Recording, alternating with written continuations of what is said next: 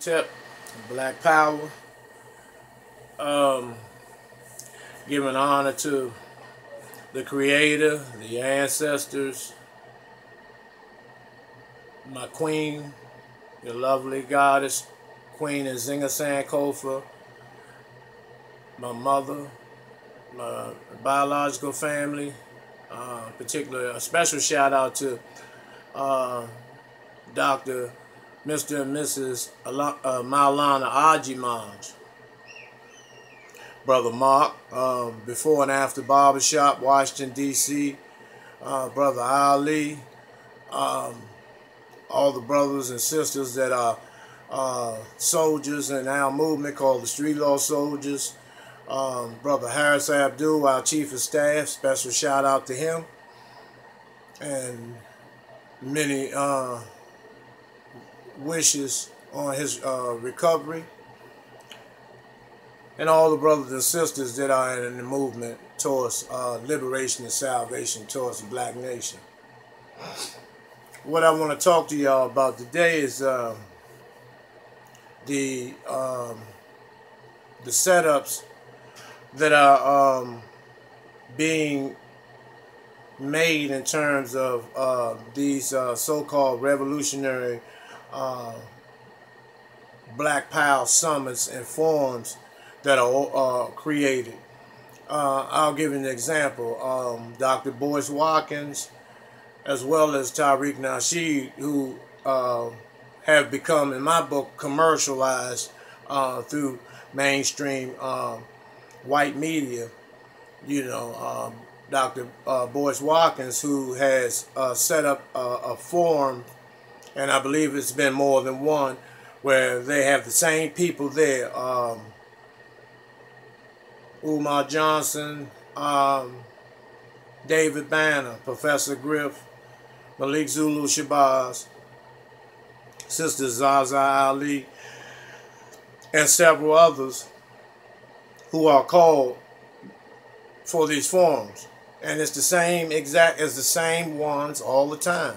That's it reminds me of the State of the Black Union with Eric Michael Dyson, and Cornel West, Tavis Smiley, Minister Farrakhan, Al Sharpton, Skip Gates, and other so-called educational, conscious black leaders in the black community. It's the same people that are called on all the time.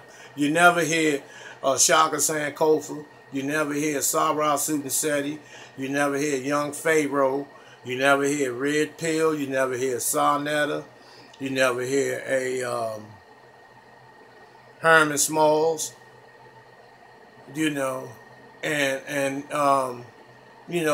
are Brother Dawa Israel and Brother Darren Muhammad in Baltimore, who is one of the, to me right now, is currently the most strongest researcher, investigative researcher that we have today, with the exception of the great ancestor, Steve Coakley, who was the master at researching.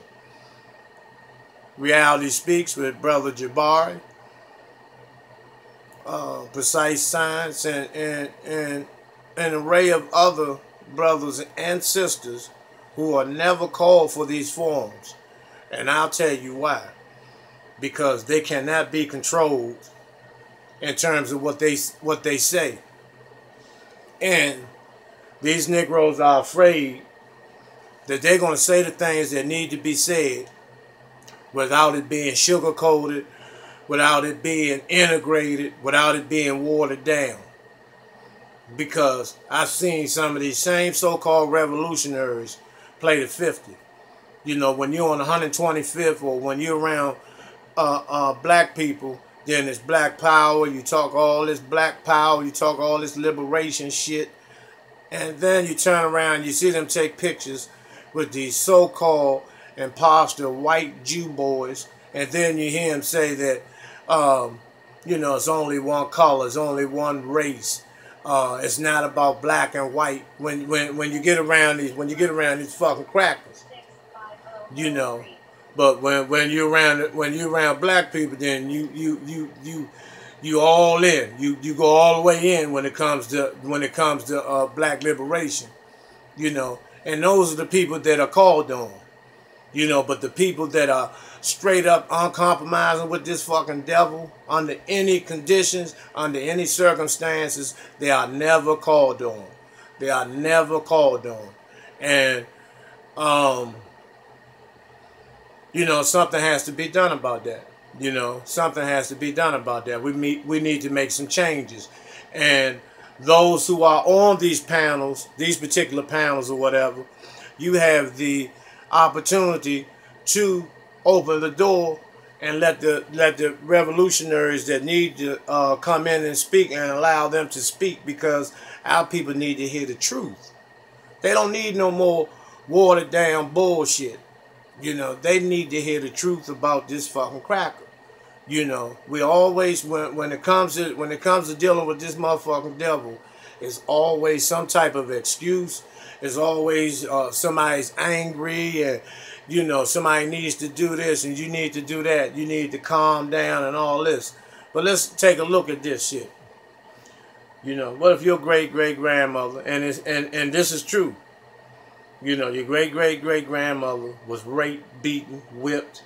Your great-great-grandfather was beaten, whipped, raped as well, tortured, lynched, set on fire, hung, and went through all of that to make it possible for your fucking existence, for your existence. And then you say we need to move on. We shouldn't focus on that, you know. But what if that was you? What if that was you that endured all that shit from this devil? Would you say we need to move on?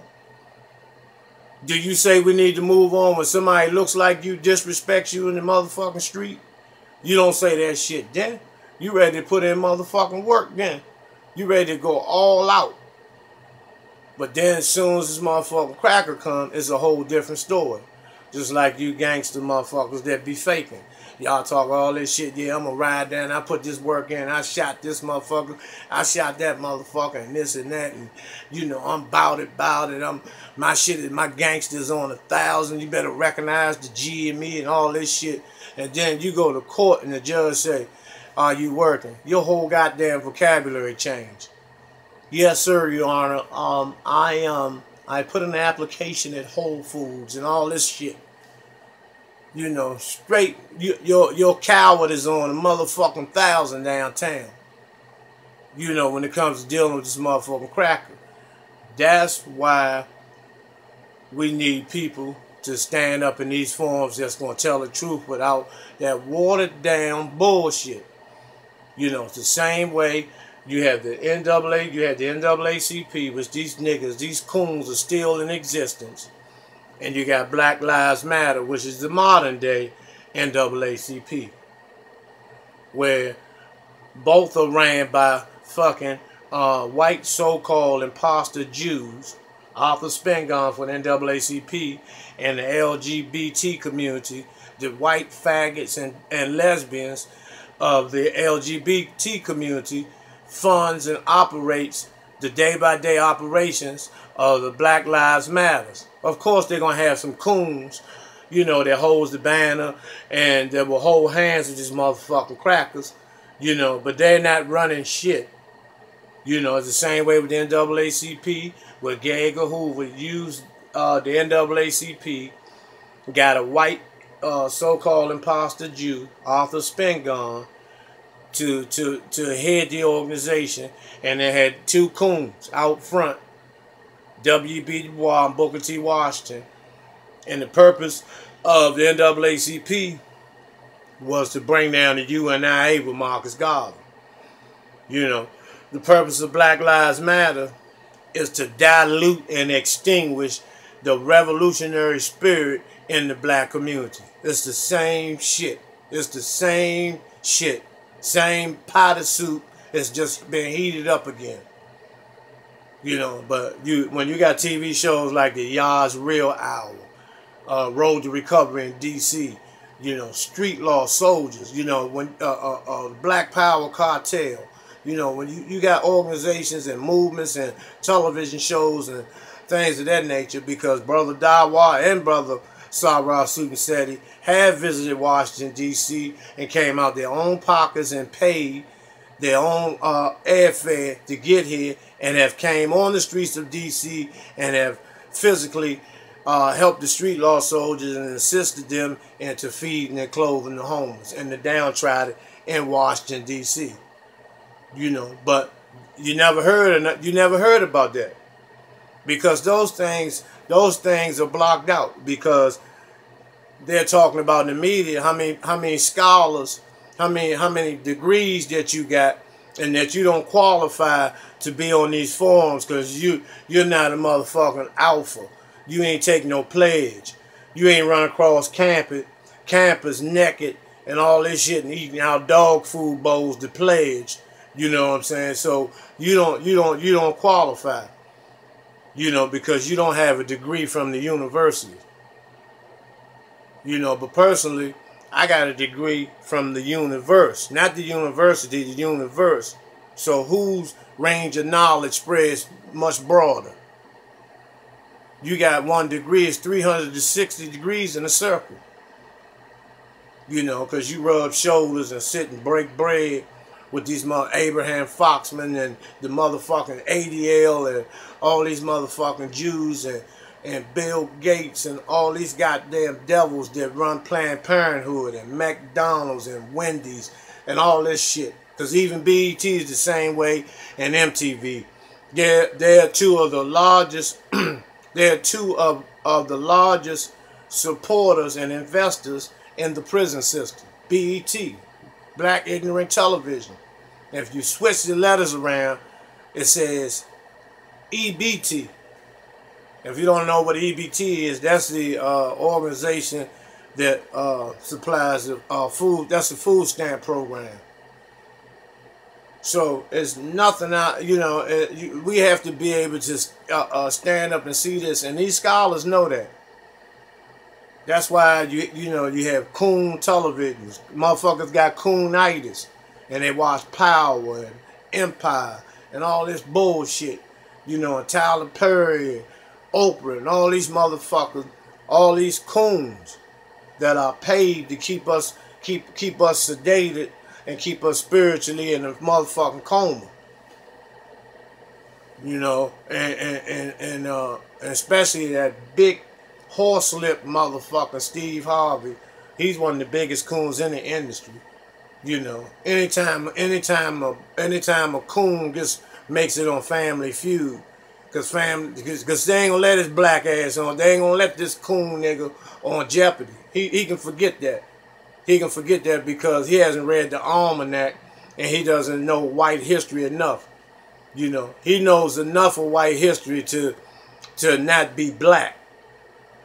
You know, but he does Family Feud, and you know, he hated on Bernie Mac, and he may have had something to do with his death, because I believe Bernie Mac was poisoned. You know, don't nobody just up and die like that. You know, and you be on a motherfucking scene and oxygen tanks and all that bullshit, and then you die. That's no. He was already jealous of him because Bernie Mac, he was heavily melanated. Big beautiful brother, big brown eyes, you know, big beautiful brother, and he ripped that Kings of Comedy shit. They didn't pay to see no Steve Harvey, that corny motherfucker with D.L. Hughley. These motherfucking alpha boule ass coon motherfucking niggas. They didn't pay to see that. Bernie Mac made all of them rich. Made Spook Lee, y'all call him Spike Lee, but he just as bad. Spook Lee made him rich because he directed the Kings of Comedy. You know, they should have had Kings of Coonery. That should be the next thing, and make these niggas go on tour, buck dancing and shucking and jiving.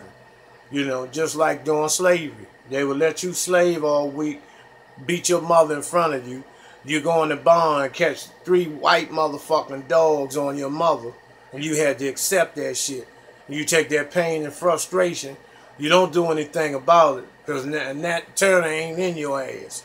You know, so on the weekends, they know you fucked up and traumatized and full of goddamn pain. So what they do, they let you stand on the front of the plantation with your fucking banjo and a goddamn harmonica and some drums and a violin and let you sing and dance and let you drink your motherfucking homemade wine and all this bullshit on Fridays and Saturdays. Then on Sunday, you go right into the church and pray to this blonde-haired, blue-eyed, pale-skinned, buttermilk complected, Howard Stern looking motherfucking cracker called Jesus motherfucking Christ, and ask this bastard for some motherfucking help during the week. And the cracker don't believe that shit because it was scripted. He knew the shit was made up, but he knew you niggas was gonna buy into it because of the system of racism, white supremacy, which I give Dr. Frances Cress Welsing so much credit for her work, for her unselfish work and her relentless research into bringing us the truth about the system of racism, white supremacy, you know. And once again, you know, it's nothing personal against Dr. Umar Johnson, none of them, David Bann, or none of them. I believe they're great people. You know, I believe they're doing great things. However, they still, I believe, have some type of pull or say-so in the selection of these people that are on the panel. You know, besides everybody to qualify, you have to give a intellectual goddamn not survey, but an intellectual view of the hell that we're enduring on the face of this goddamn earth. You know, it has to be done with proper English and proper diction and all that shit. You know, instead of telling the truth, where people can, you know, like people like myself and brother Sarah Sudan Sadi, Dawa Israel, and brother Young Pharaoh and them who brings it to you raw, like it's supposed to be brung to you, because you take everything else raw. You're extremely raw when it comes to dealing with another brother or sister. You're extremely raw then, but then when you go to court, you know, you talk like Tom Cruise in court, but you motherfucking Lil Wayne and 50 Cent on the street when it comes to dealing with your people. Oh yeah, I put that work in. You motherfuckers can't fuck. I got this shit on smash and all this shit. Then when you go to court, you know, the judge asks you, you know, if you're working. Well, Your Honor, I put in an application at Whole Foods, and god damn, is this the same motherfucker that was just an hour ago talking about he was a ride or die motherfucker? You know, and that type of mentality comes from the motherfucking BET, you know, all these shows, Empire and all that bullshit, and power, that shit comes from them, but that's not reality. See, reality hit you when you get downtown. And this motherfucking cracker getting ready to lay your ass down in one of these concentration camps, you know, for X amount of motherfucking years or months or whatever. Now your whole delivery changed. Now you sound like the assistant to the motherfucking Pope. You know. You know, that type of thinking, that type of behavior, man. You know, same way with, you know, Al Sharpton does, you know, and benefits off the pain of our brothers and sisters when their family members are murdered by these goddamn racist ass trailer park jelly sandwich eating raw, pale complected, raw motherfucking faggot ass cops. You know, Al Sharpton, what he does is National Action Network, National Asshole Network. What they do is they pay for the funeral. In exchange, they get airtime where they hold the band up in the background at the press conference. You know, and he takes his lawyers and they come and they do all the talking. Because if you notice, the victim's family, they may talk for 1 to 2 minutes and that's it. The rest of the shit belongs to Sharpton. because they feel that he should run the show because he paid for the funeral. But it's all a trick. And then when they march in the streets, they have the Black Lives Matter and National Action Asshole Network with their banners, you know, just overshadowing all the grassroots organizations that can't afford these $5,000 and $10,000 banners. You know, all you see is Black Lives Matter with crackers with their fists in the air, which their grandfathers and great-grandfathers had slaves, and they still benefiting off the wealth of the blood, sweat, and tears that our ancestors gave this motherfucking devil. You know, and then when the wrongful death lawsuit money comes in, then Sharpton gets a cut of that. And then after that, they move on to the next nigga, and the next nigga, and the next nigga. And what they do, the FBI tells Sharpton he got an hour to get these niggas off the street.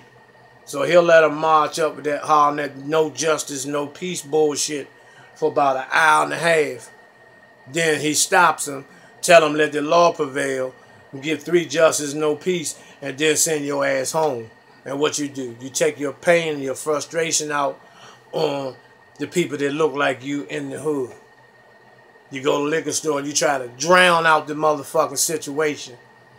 You know, but when you finally wake up and realize, like Eric Gardner's family did, that they were being used and fucked around by Sharpton, it was too late.